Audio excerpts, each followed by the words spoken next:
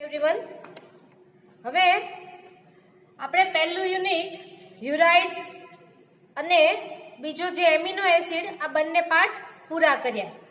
હવે આજે આપણે ઓર્ગેનિક કેમિસ્ટ્રી નું જે પેપર જે છે એમાં ત્રીજું યુનિટ આપણે ચાલુ કરીશું। આ યુનિટમાં ટોટલ જુદા જુદા 3 ટોપિક આપણે ભણવાના છે। એનું સૌથી પહેલું ટોપિક જે છે સક્રિય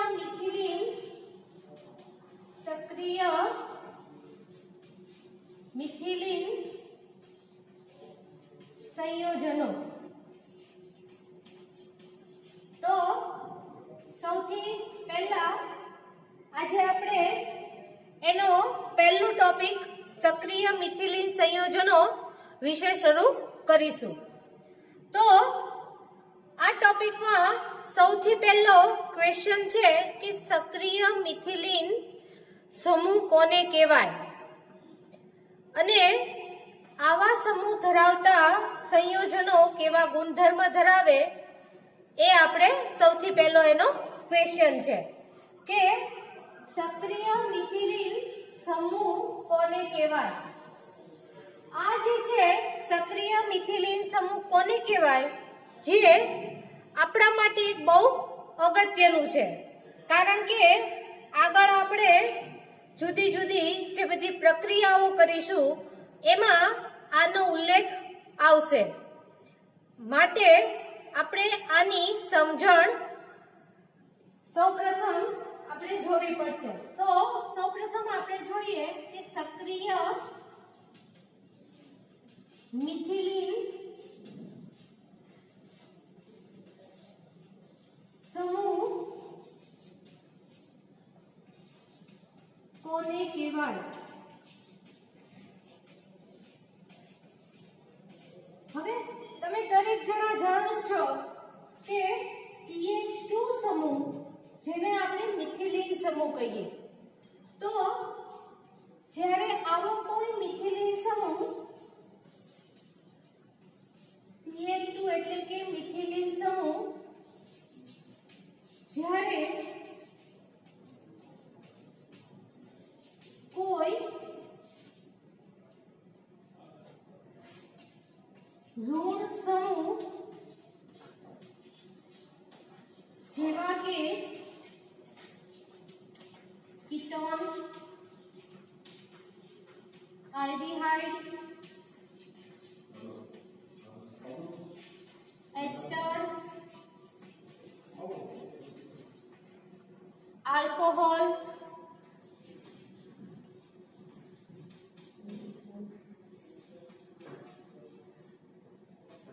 જેવા સમૂહ સાથે જોડાય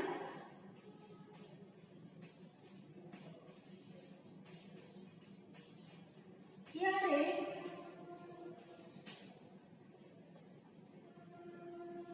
CH2 સમૂહનો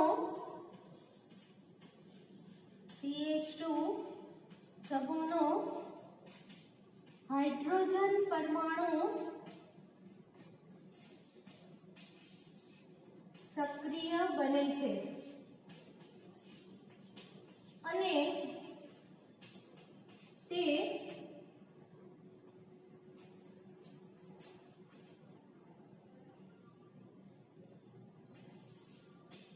જોડાયેલ કાર્બન પરમાણુથી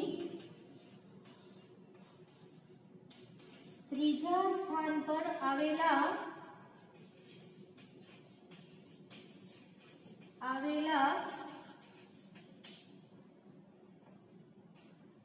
ON જેવા વિષમ પરમાણુ પર સ્થાનાંતરિત થાય છે।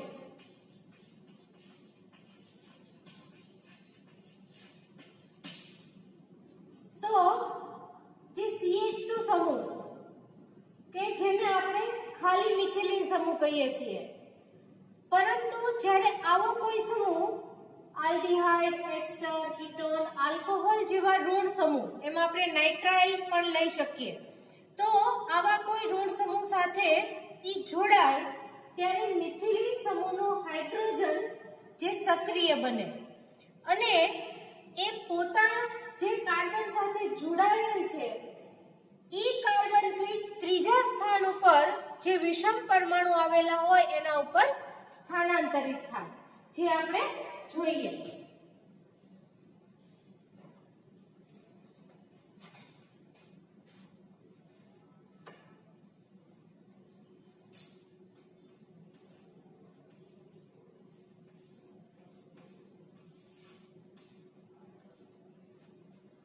આ રીતે જોડાયેલ હોય.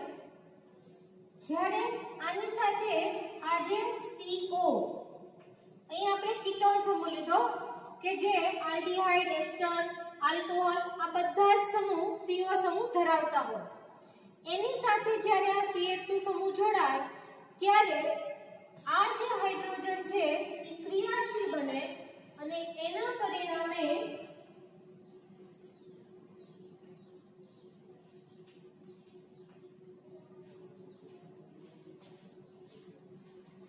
પોતાના કાર્બનથી આવેલ ત્રીજા નંબરના કાર્બન ઉપર આ 1, આ 2 અને આ 3 આ ત્રીજા સ્થાન ઉપર જે વિષમ પરમાણુ આવેલો હતો એના ઉપર એ સ્થાનાંતરિત થાય.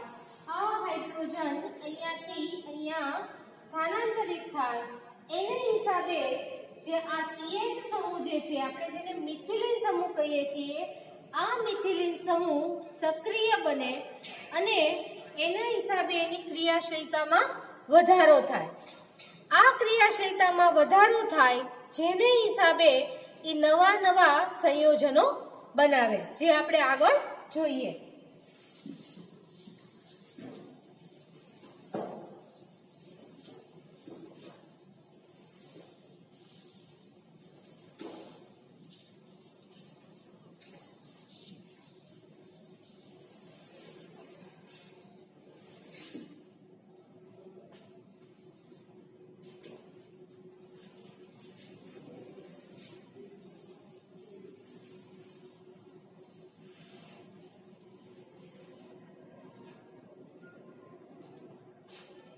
પરંતુ જો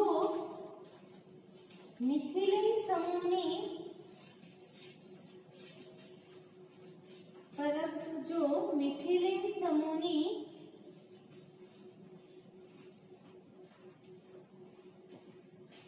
બંને બાજુ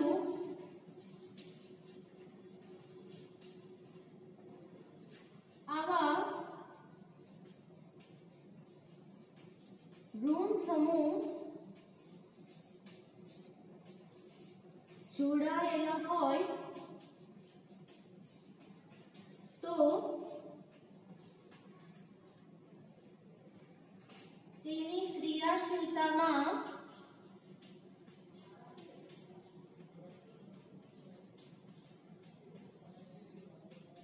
વધારો થાય છે. આપણે અહીંયા એનું ઉદાહરણ જોઈએ તો CH3 CO CH2 CO OC2H5. હવે અહીંયા જે આપણે આ CH2 સમૂહ જે છે એને આપણે મિથિલિન સમૂહ કહેશું, પરંતુ એની બંને બાજુ C ડબલ બોન્ડ O જેવા ઋણ સમૂહ જોડાયેલા છે, જેના હિસાબે આ જે CH2 સમૂહ જે છે એના હાઇડ્રોજનની સક્રિયતા વધે અને એની સક્રિયતા વધે એને હિસાબે આ જે CH2 સમૂહ જે છે એની ક્રિયાશીલતામાં વધારો થાય. એની ક્રિયાશીલતા વધે એટલે એ જુદા જુદા બીજા સમૂહો અથવા તો સંયોજનો સાથે જોડાય અને નવા સંયોજનો બનાવે.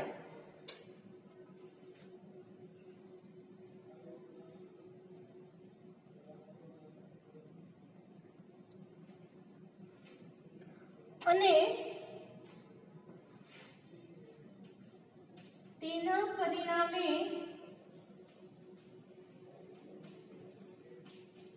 CH2 સમૂહના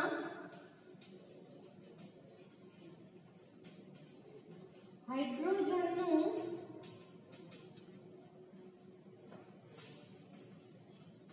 સ્થાનાંતર સહેલાઈથી થાય છે.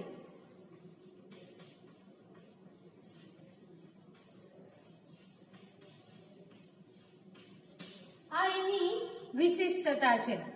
હવે આવા સંયોજનો મોટે ભાગે એસિડિક ગુણધર્મો ધરાવે છે, કારણ કે આપણે પહેલેથી શીખી ગયેલા છીએ કે H+ જે આપે એને આપણે એસિડ કહીએ. તો આવા સંયોજનોમાંથી હાઇડ્રોજન પરમાણુ સહેલાઈથી મુક્ત થતો હોવાથી, સહેલાઈથી દૂર થતો હોવાથી આવા સંયોજનો એસિડિક ગુણધર્મ ધરાવે છે.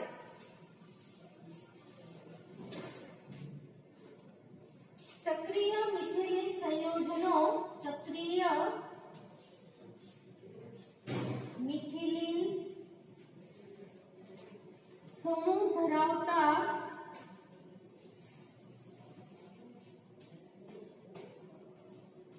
સંયોજનો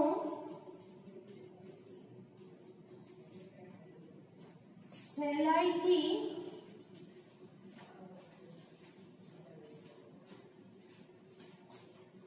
હાઇડ્રોજન પરમાણુ મુક્ત કરતા હોવાથી તે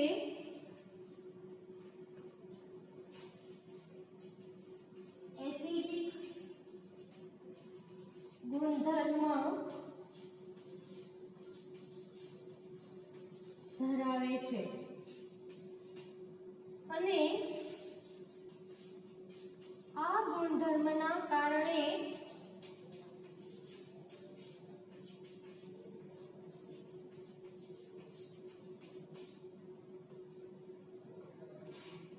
તે નવા સંયોજનો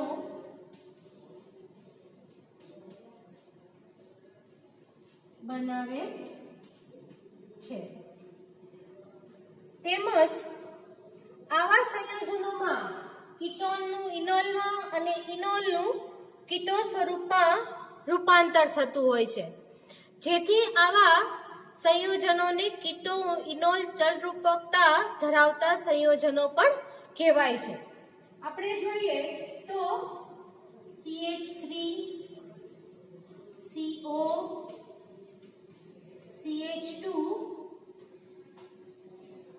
CO O C2H5. હવે આ એનું કીટો સ્વરૂપ છે.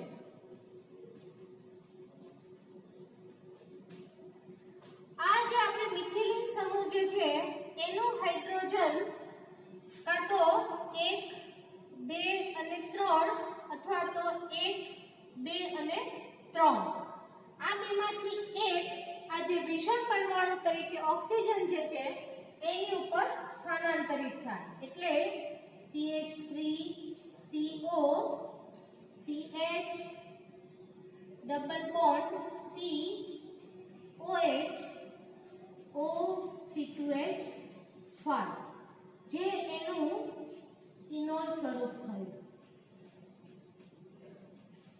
તો આવી કીટો ઇનોલ ચલરૂપકતા જે સંયોજનોમાં જોવા મળતી હોય તો આ પ્રકારના સંયોજનોને કીટો ઇનોલ ચલરૂપકતા ધરાવતા સંયોજનો પણ કહેવામાં આવે છે. અને આ ચલરૂપકતાને કારણે જ આવા મિથિલિન સમૂહ ધરાવતા સંયોજનોમાં તેનો મિથિલિન સમૂહ સક્રિય બને છે.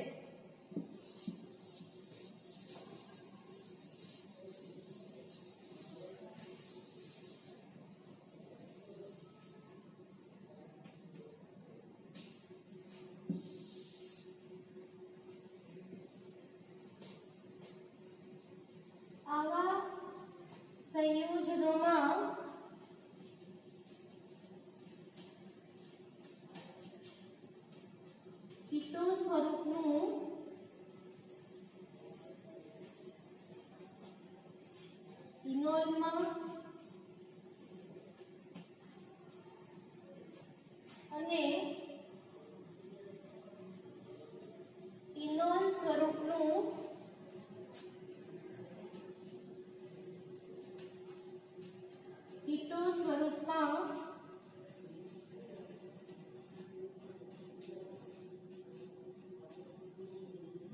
રૂપાંતર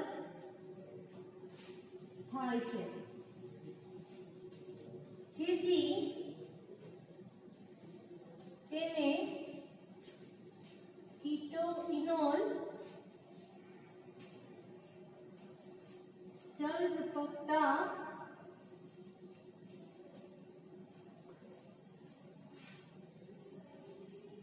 ધરાવતા સંયોજનો પણ કહેવાય છે.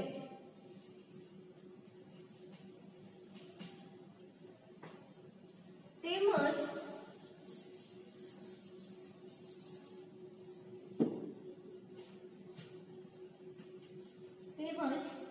આ પ્રકારની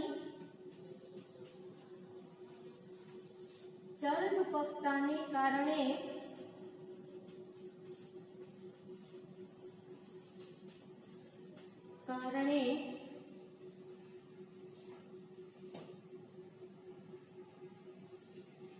આવા સંયોજનોમાં આવેલ મિથિલિન સમૂહ સક્રિય બને છે.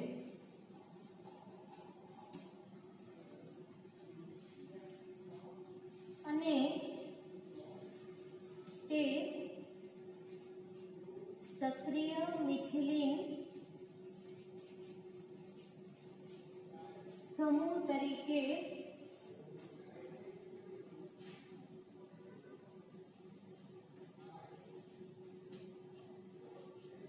ઓળખાય છે. તો આવા કીટોઇનોલ જલરૂપકતાને કારણે આવા સંયોજનો કીટોઇનોલ જલરૂપકતા ધરાવતા સંયોજનો અથવા તો સક્રિય મિથિલિન સંયોજનો તરીકે ઓળખાય છે, જેના આપણે એક બે ઉદાહરણ જોઈએ. તો સૌપ્રથમ આપણે જોઈએ ડાયકીટોન પ્રકારના એક સંયોજનનું ઉદાહરણ.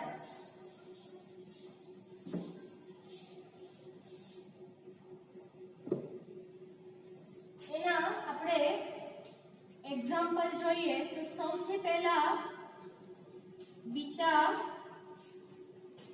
ડાયકીટોન, જેનું આપણે નામ પછી લખીએ CH3 CO CH2 C double bond O CH3. તો આ ડાયકીટોન પ્રકારનું એક કીટોન સ્વરૂપનું ઉદાહરણ થયું. એમાં આપણે ચલ રૂપકતાના હિસાબે એનું ઇનોલ સ્વરૂપમાં એનું ઉદાહરણ જોઈએ. તો CH3COH આ જે મિથિલિન સમૂહ જે છે એનો હાઇડ્રોજન આ ઓક્સિજન ઉપર સ્થાનાંતરિત થશે, જેના પરિણામે Ca double bond CH C double bond O CH3. તો આ બીટા આલ્ફા અને બીટા, આ આલ્ફા આ બીટા, આમથી જુઓ તો પણ આ આલ્ફા અને આ બીટા બંને બીટા કાર્બન પર કીટોન સમૂહ આવેલો છે. એટલે આ બીટા ડાયકીટોન પ્રકાર સમૂહ ધરાવતા સંયોજનોમાં પણ આવેલ મિથિલિન સમૂહ સક્રિય મિથિલિન સમૂહ તરીકે ઓળખાય છે. અને આ પ્રકારના સંયોજનો સક્રિય મિથિલિન સમૂહ ધરાવતા સંયોજનો કહેવાય છે. આ એનું કીટોન સ્વરૂપ થયું અને આ એનું ઇનોલ સ્વરૂપ થયું. હવે જો આપણે એનું નામ જોઈએ તો એનું નામ થાય ડાયમિથાઇલ મેલોનેટ.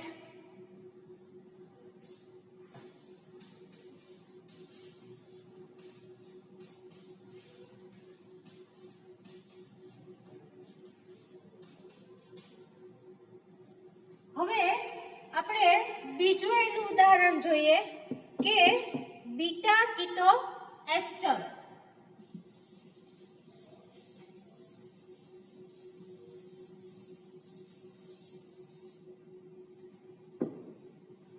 બીજું એક્ઝામ્પલ છે બીટા કીટો એસ્ટર. CH3 C double bond O CH2 C double bond O O C2H5.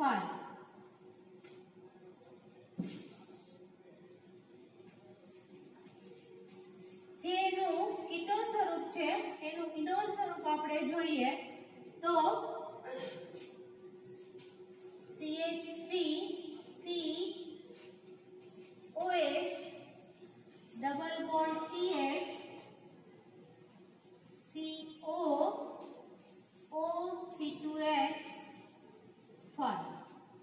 આ એનું ઇનોલ રૂપ અને આ એનું કીટો રૂપ. તો આ સંયોજનનું નામ છે એસિટો એસેટિક એસ્ટર. એસિટો એસેટિક એસ્ટર. તો બીટા કીટો એસ્ટર બીટા સ્થાન ઉપર કીટોન સમૂહ ધરાવતા જે સંયોજનો જે છે અને બીજો એક એની અંદર એસ્ટર સમૂહ આવેલો છે જેને કારણે પણ આવા સંયોજનોમાં સક્રિય મિથિલિન સમૂહની હાજરીને કારણે કીટો ઇનોલ જળરૂપકતા ઉદ્ભવે છે અને એના કારણે આ જે મિથિલિન સમૂહ જે છે એ સક્રિય બને છે અને જેના કારણે આવા સંયોજનોની ક્રિયાશીલતામાં વધારો થાય છે. તો આ સક્રિય મિથિલિન સમૂહ ધરાવતા સંયોજનો નો રાસાયણિક સ્વભાવ એસિડિક હોય છે અને આ એસિડિક ગુણધર્મને કારણે તે જુદા જુદા નવા સંયોજનો બનાવે છે. હવે આ ઇન્ટ્રોડક્શન હતી કે સક્રિય મિથિલિન સમૂહ કોને કહેવાય અને સક્રિય મિથિલિન સમૂહ ધરાવતા સંયોજનોના ઉદાહરણ. એના પછી આપણા સિલેબસમાં એસિટો એસેટિક એસ્ટર ની બનાવટ અને એના રાસાયણિક ગુણધર્મો આપણે આપવાના છે. તો સૌપ્રથમ આજે આપણે એસિટો એસેટિક એસ્ટર ની બનાવટ જોઈએ. એસિટો એસેટિક એસ્ટર કેવી રીતે બનાવવામાં આવે છે જેની આપણે રીત જોઈએ.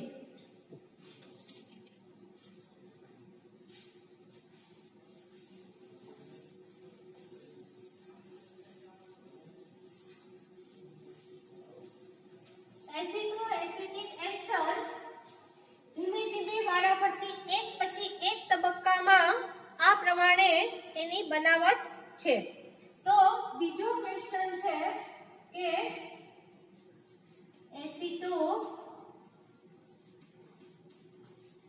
એસિટિક એસ્ટર ની બનાવટ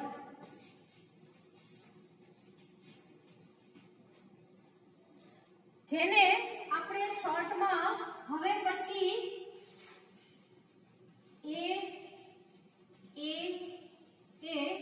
એવી રીતે લખીશું કારણ કે આખું નામ લખવામાં બહુ વાર લાગે એટલે આપણે એને શોર્ટમાં પણ એવી રીતે લખીશું. તો સૌપ્રથમ એમાં પહેલા સ્ટેપમાં ઇથેનોલની સોડિયમ ધાતુ સાથે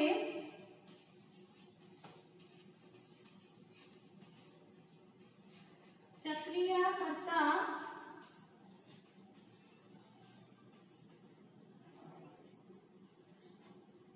તેનો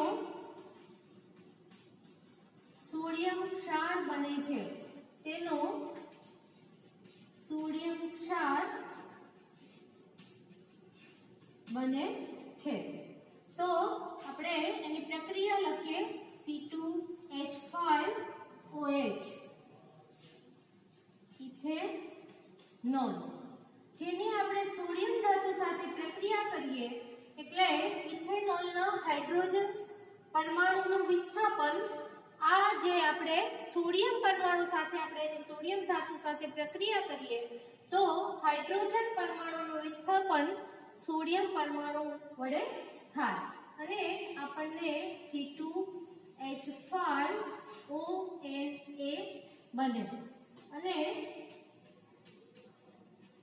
આ જે હાઇડ્રોજન ગેસ એ છૂટો પડે તો આ બને સોડિયમ ઇથોક્સાઇડ. હવે બીજા સ્ટેપમાં સોડિયમ ઇથોક્સાઇડ અને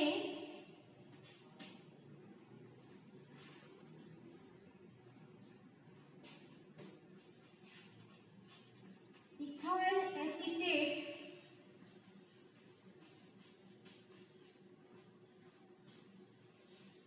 વચ્ચે યોગશીલ પ્રક્રિયા થાય છે.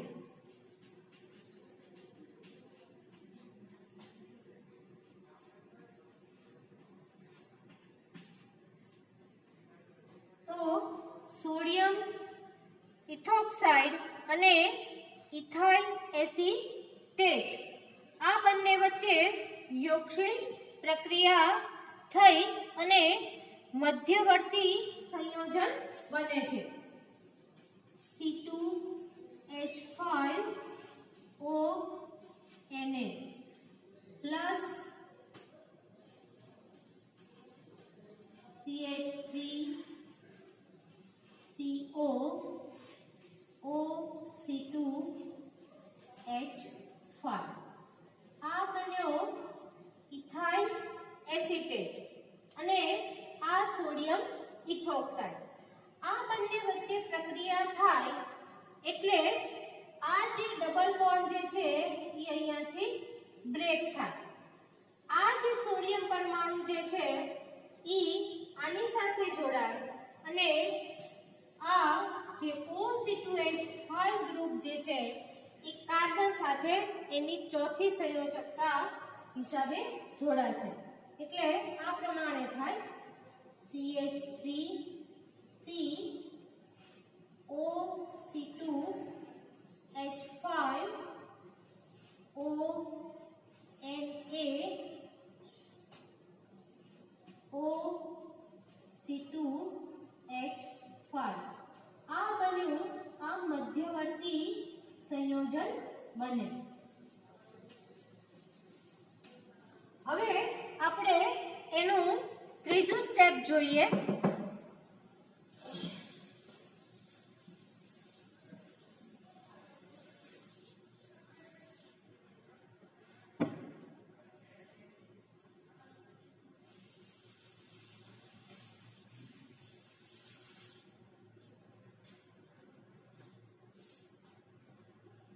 ત્રીજા સ્ટેપમાં આ મધ્યવર્તી સંયોજન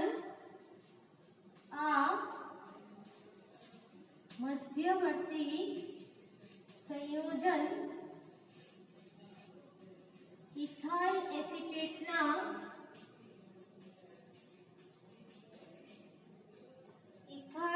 એસિટેટના બીજા અણુ સાથે પ્રક્રિયા કરી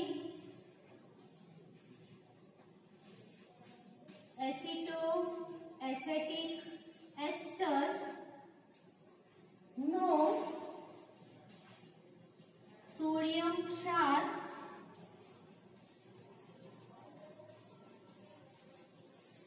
બનાવે છે. તો જેની આપણે પ્રક્રિયા જોઈએ.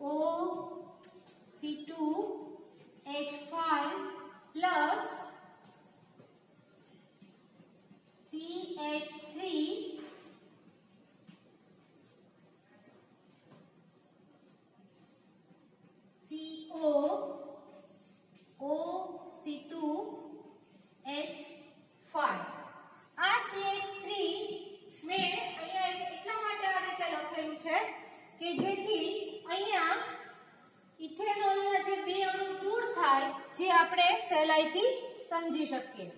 તો આ O C2H5 અને એક હાઇડ્રોજન અને આ O C2H5 અને આનો એક હાઇડ્રોજન જે પ્રક્રિયા દરમિયાન દૂર થાય અને પ્રક્રિયાને પરિણામે આપણને 2C2H5OH ના બે અણુ દૂર થાય અને આ બંને અહીંયા આ રીતે જોડાશે.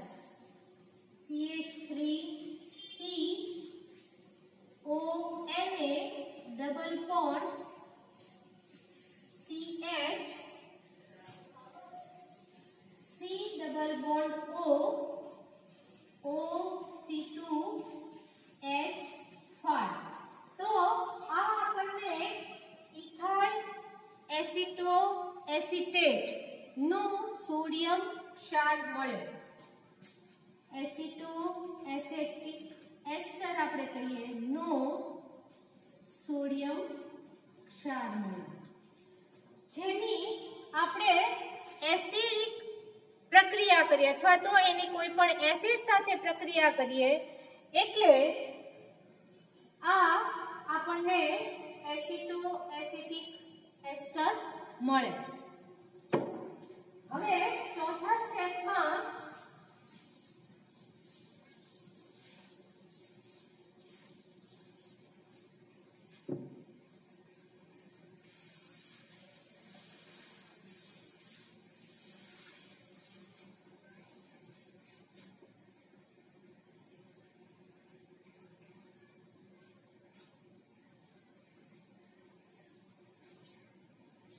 ડી કરીને આપણે લખીએ એ ના સોડિયમ ક્ષારનું એસિડીકરણ કરવાથી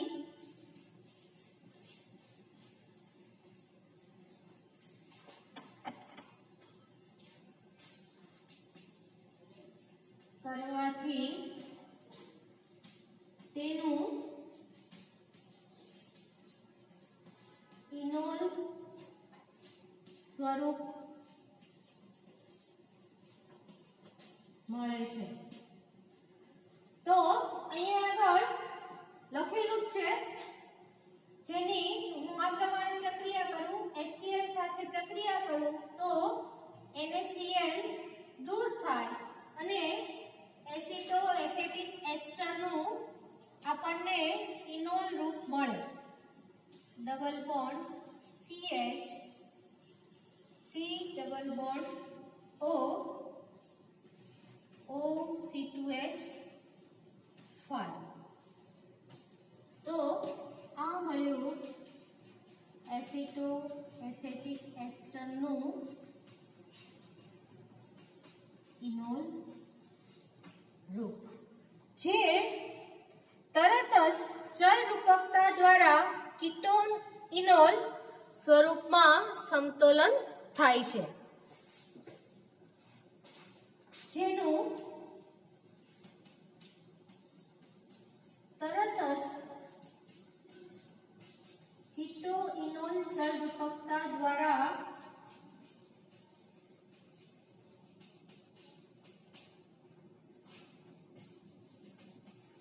બંને સ્વરૂપમાં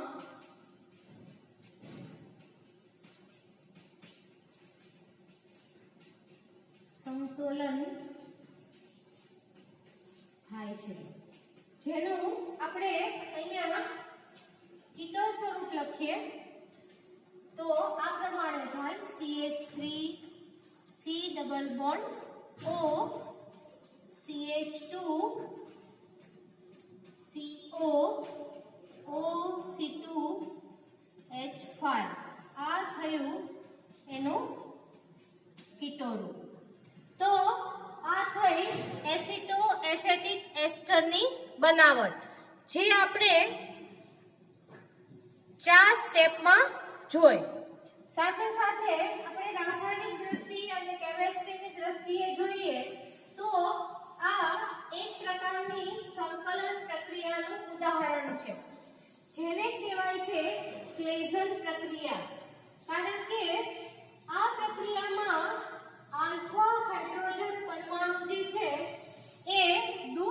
છે જેને ક્લેઝનની સંકલન પ્રક્રિયા કહેવાય છે.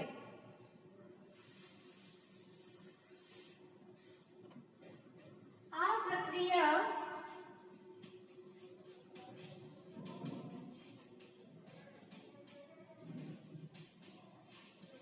ક્લેઝન પ્રક્રિયાનું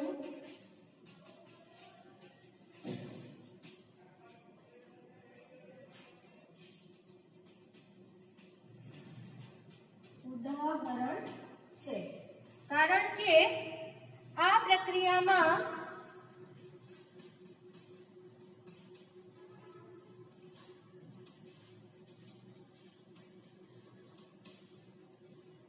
આલ્ફા હાઇડ્રોજન પરમાણુ ધરાવતા એસ્ટરના બે પરમાણુ વચ્ચે સંકલન પ્રક્રિયા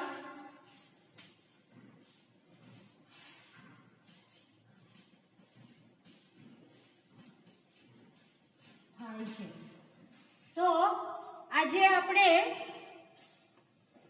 સૌથી પહેલા સક્રિય મિથિલિન સમૂહ કોને કહેવાય, સક્રિય મિથિલિન સમૂહ ધરાવતા સંયોજનો જેના મેં બે તમને ઉદાહરણ આપ્યા, અને એના પછી એસિટો એસેટિક એસ્ટર જેની બનાવટ કેવી રીતે થાય તે આપણે શીખ્યા. નેક્સ્ટ લેક્ચરમાં આપણે એસિટો એસેટિક એસ્ટરના રાસાયણિક ગુણધર્મો જેની એપ્લિકેશન અથવા તો ઉપયોગો તરીકે પૂછાય તો પણ આપણે લખવાનું, અથવા તો એમાં વચ્ચે વચ્ચે પણ હું તમને સમજાવતી જઈશ કે આપણને તમે જેમ 12થમાં એમ શીખ્યા હતા પરિવર્તનો, એ પ્રમાણે પરિવર્તનની રીતે આપણને પૂછાય તો પણ આપણને આવડવું જોઈએ. તો આજે તમે લોકો સક્રિય મિથિલિન સંયોજનો કોને કહેવાય, સમૂહ કોને કહેવાય અને એસિટો એસેટિક એસ્ટરની બનાવટ આટલું જોઈ લેજો. Okay, thank you.